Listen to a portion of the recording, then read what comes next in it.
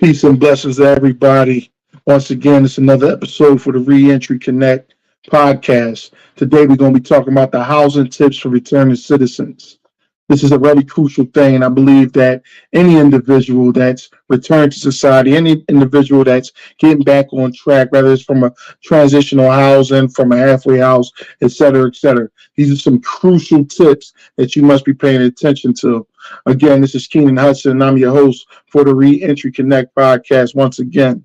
But one thing I want to just touch on is that some of the most complicated things that a person can face, return to society is housing, opposed to employment, things like that. But that's for another different sector.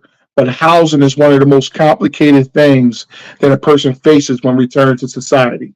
Let's just be honest. Anytime we apply for an apartment or things of that nature, the landlord is going to run your background check. They're going to ask, where have you been? They're going to ask, okay, where have you lived in the previous years? And if you have nothing to fill in, you cannot, if you can't check those marks or those boxes off, guess what? You're not going to get housing because the landlord doesn't know you. It's just like when they run your credit. If they don't know you, what makes you think they're going to allow you to rent from them? You have to build yourself up. You have to build that payment history. You have to build that credibility and telling, people that you're worthy enough for you to even move into a residence, whereas you may be supporting yourself. But then again, at the same time, it takes time to build up to that point. So one of the crucial tips are when you're planning these type of things, one of the first things you should plan, especially returning straight out of prison, you should actually think about going to a halfway house. The reason why I say that is because a lot of people feel as though that the first tip should be, oh, I should go right to my family's house, this, that, and the third, and stay on their couch and things like that. Well, that's not teaching you responsibility. That's just teaching you to still be babied. Because mind you, when you were in prison, you didn't have any responsibilities. You didn't have to pay bills. You didn't have to pay rent. You didn't have to pay electric, gas. You even ate for free. You even showered for free. But guess what? In the real world, things are reality. It's a new reality, and it's a responsible reality. So one of the main things you should be focused on first is probably, if anything, if all case fails, you should be worried about getting to a halfway house so you can have a smoother transition. Going straight to a home, it's like you're free. You're still just free. Not saying that you should still feel as if you're in bondage once you're released, but you need to transition slowly. Because once that time limit hits, when you do go on, say you go onto your mother's sofa or your grandmother's sofa or middle room, whatever the case may be, eventually they're going to tell you to start paying rent, or you got to go have to start doing something. Because that's going to do nothing but make you lazy. So when you go to a halfway house, here it is. They're telling you, hey, you have to get a job. Hey, you have to get some type of employment to show that, hey, you're ready, that in the near future that you can purchase a house. So I'm just that's just the honest truth. When you first return to society, they're going to deny you housing, not unless it's an actual private landlord that will excuse those type of things, excuse your background check, and you might have to have a cosigner. The reason why I'm telling you from experience, because when I first came home, I'm telling you, I had a basement efficiency, but I had to have a cosigner on it for 2 years until my name was on the lease by itself. 2 whole years I had to have somebody co-signing saying, hey, I'm going to take responsibility if this person defaults on a payment of any sort. 2 years that took. But here it is, people scrambling around, oh, nobody want to give me housing, because again, you got to build your credibility up. You got to build things up, letting them know that you're responsible, that you can pay bills. All right? So I believe that one of the first tips you should do, is to go to a halfway house. That's probably one of the best things. Even if you did have a house to go to, I still don't believe that's the best option. Not unless you've lived life before and you understand how that cycle and how the responsibility goes. But if you're starting brand new and fresh out, I wouldn't even consider it. Go to a halfway house. Number 2, Again, you could go to your family's house. Is it the most popular option? Absolutely not. It's just not the most popular option because now when you go to the same way you went into prison, you had to obey by their rules. The same way you went to a halfway house, you had to obey by their rules. Same way you went to a recovery house, you had to obey by their rules. It's the same thing when you go to your family's house. You're going to have to obey by their rules. So you think it's all cool? Oh, yeah, I live. Yeah, man, I'm at my mom's crib. I'm chilling at my grandmom's house and all. That's not cool. Because now if it's a form of you getting on your feet where you're really going to take the initiative to get on your feet to get into some housing, it's understandable. You can use it as a crutch. More so I don't want to use the word crutch, more of a support for you to get to that next level. But if you just stand there and you just stand stagnant, not doing anything, you're in the way. You're in the way, and that's going to cause, the next arguments. It's going to cause, the next confrontations, where you're going to be bumping heads in situations, whereas you shouldn't have been if you would have been grinding, transitioning slowly. It happens in increments. Yes, Miss Jackie, I see Miss Jackie here is she's actually commenting. She said, hey, Keenan, she says, housing is such a hurdle for so many. Yes, it is a hurdle for a lot of people. It definitely is, especially when you've been away for a lot of years. Again, it's like again, like new birth of credit. Like if people don't know if your payment history is not right, if your credibility is not right, who's gonna want to bring you in? Nobody's gonna want to do that. So getting back to you finding, if your family wants to take you in, that's cool. I definitely advise you to be prepared to find your employment because that's another subject which we're going to touch on another time. But remember, you find that employment and you're showing them, hey, I'm gonna give you this to the rent. I'm not going to live here for free, but eventually this is, I'm going to be transitioning out of here. But I appreciate the support that you're giving me. So make that initiative to at least compensate them for you living, where they're at, because that's their own home. They didn't even have to open it up to you because nobody owes you nothing when you come out of prison, especially when you're a grown man or a woman in general. Fortunately, some people still do have their mothers and fathers. Some people still do have, different safe havens or different people that they can run to. Like I, on the other hand, I didn't have my mother. Again, I tell you, my mother passed away when I was 13 years old to cancer. I didn't have my father. He was in New York, but he had a mind of his own over in New York.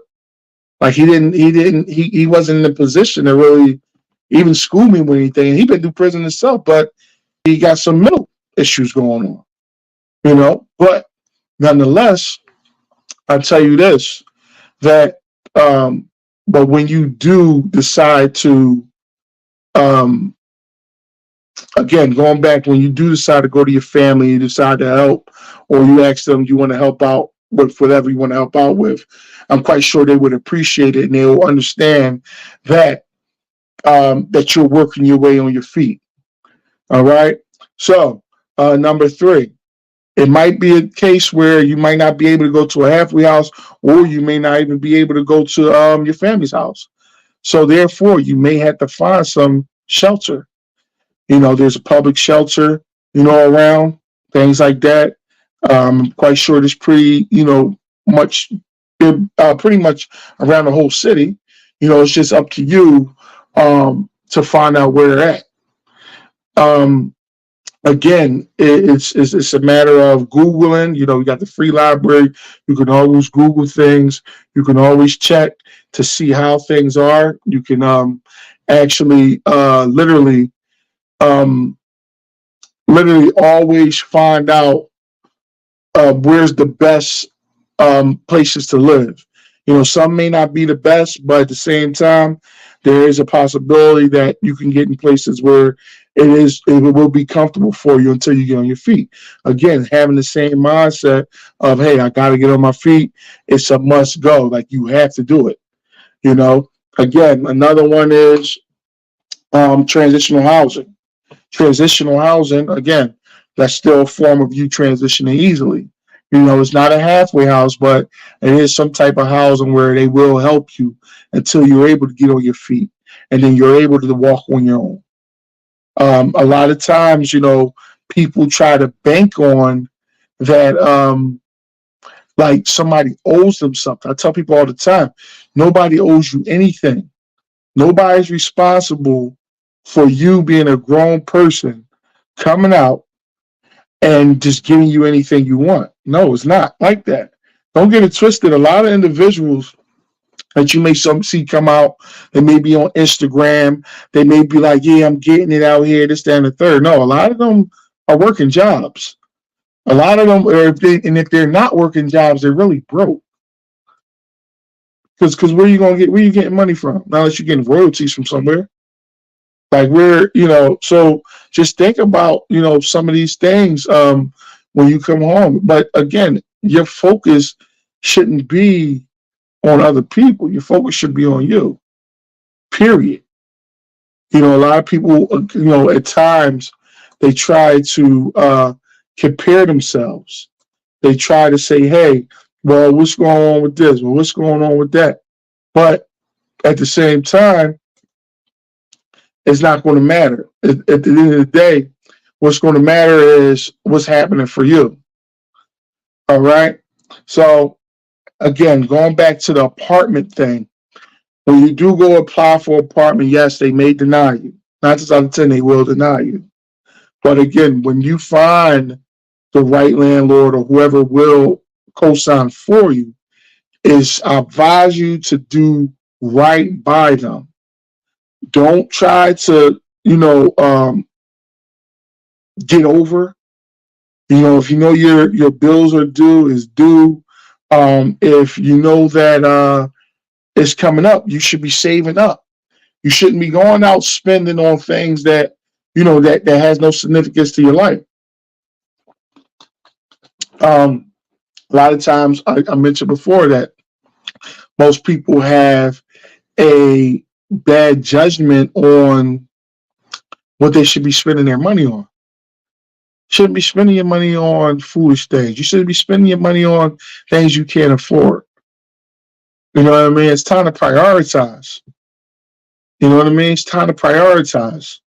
So again, having that plan of your employment is very, very, excuse me, not employment, your housing is very, very important. Just the same as having your plan together with your employment as well. But again, it's not going to be easy, but you got to stay encouraged. You got to take it step by step. As I'm telling you, like I said, I was on a lease for somebody had to co-sign for 2 years before I was on the lease, by myself. And then it went from there. Then I was able to purchase property, and I was able to do things above that. So again, it comes in increments. Don't compare yourself with somebody because you don't know what they've been through. You don't know what they did to get what they have. You don't know what they're doing to keep what they have. So again, I'm giving this motivational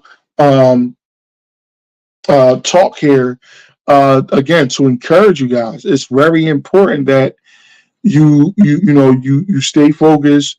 You make sure that when you get in this housing, that you're able to show yourself credible and show yourself, responsible for paying your rent on time. Because let's face it, the highest bill being paid in almost anyone's expense is either your rent or your mortgage. Anybody's expense. That's the highest expense in anybody's budget, just in general. So we just gotta remember that. So again, this is the Reentry Connect podcast. I was giving housing tips for returning citizens. I appreciate everybody tuning in. I know that there's going to be a lot more to come. Again, it's Keenan Hudson here, and I was glad to deliver that little message. If you got any questions, feel free to, you can email me at KeenanMusic27@gmail.com or hit me up on any social media, KeenanHudson.com, well, Keenan Hudson social media handle. So without further ado, you all have a good night. I appreciate y'all tuning in. Thank you so much.